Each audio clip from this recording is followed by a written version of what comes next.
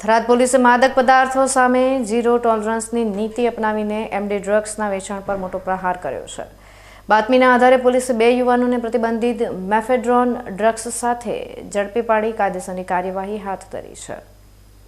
થરાદ શહેરમાં નશાના કાળા કારોબારને નાબૂદ કરવા માટે પોલીસ હવે એક્શન મોડમાં આવી છે।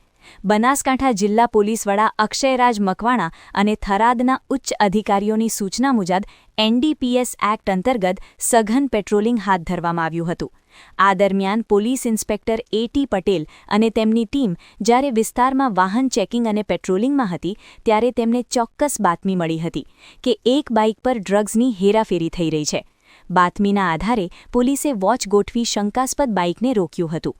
બાઇક પર સવાર 2 શખ્સોની તલાશી લેતા તેમની પાસેથી 2.320 ગ્રામ મેફેડ્રોન ડ્રગ્સ મળી આવ્યું હતું, જેની કિંમત આશરે 6,960 રૂપિયા થાય છે। પોલીસે ડ્રગ્સ અને બાઇક સહિત કુલ 81,960 રૂપિયાનો મુદ્દામાલ જપ્ત કર્યો છે।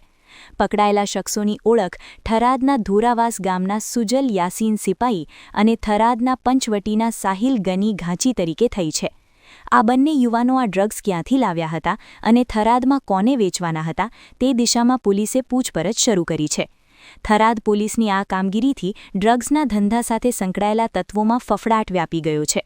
સરહદી વિસ્તાર હોવાથી અહીં નશીલા પદાર્થો ઘુસાડવાના પ્રયાસો અવારનવાર થતા રહે છે, પરંતુ પોલીસે બાતમીદારોનું નેટવર્ક મજબૂત કરીને આ સફળતા મેળવી છે।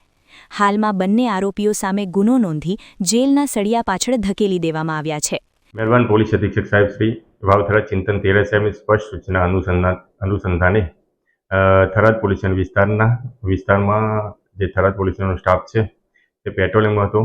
તે દરમિયાન ખાનગી રાહે હકીકત મળેલી કે એમડી ડ્રગ્સનું વેચાણ થઈ રહેલ છે, જે અનુસંધાને રેડનું આયોજન કરી 2 ઇસમોને પકડી પાડવામાં આવેલ છે, જેનું નામ છે સુજલ યાસીનભાઈ સિપાઈ અને સાહિલ ગનીભાઈ ઘાંચી, જેઓ પાસેથી એમડી ડ્રગ્સ મુદ્દામાલ 2.320 ગ્રામ 6,960નો ટોટલ મુદ્દામાલ છે 81,960નો મુદ્દામાલ ઝડપી પાડી એફએસએલ રૂબરૂ કાયદેસરની કાર્યવાહી કરી ગુનો રજીસ્ટર કરવામાં આવેલો છે। બંનેની અટકાયત કરવામાં આવેલ છે અને હાલ એસઓજી પીઆઈ વાવથરાદને આગળની તપાસ સોંપવામાં આવેલી છે। થરાદ પોલીસની આ ત્વરિત કાર્યવાહી દર્શાવે છે કે યુવા પેઢીને બરબાદ કરતા ડ્રગ્સના દૂષણને ડામવા તંત્ર કટિબદ્ધ છે। 2 યુવાનોની ધરપકડ બાદ હવે પોલીસ આ રેકેટના મૂળ સુધી પહોંચવા પ્રયાસ કરી રહી છે, જેથી સરહદી થરાદ પંથકને નશાના ભરડામાંથી મુક્ત કરાવી શકાય।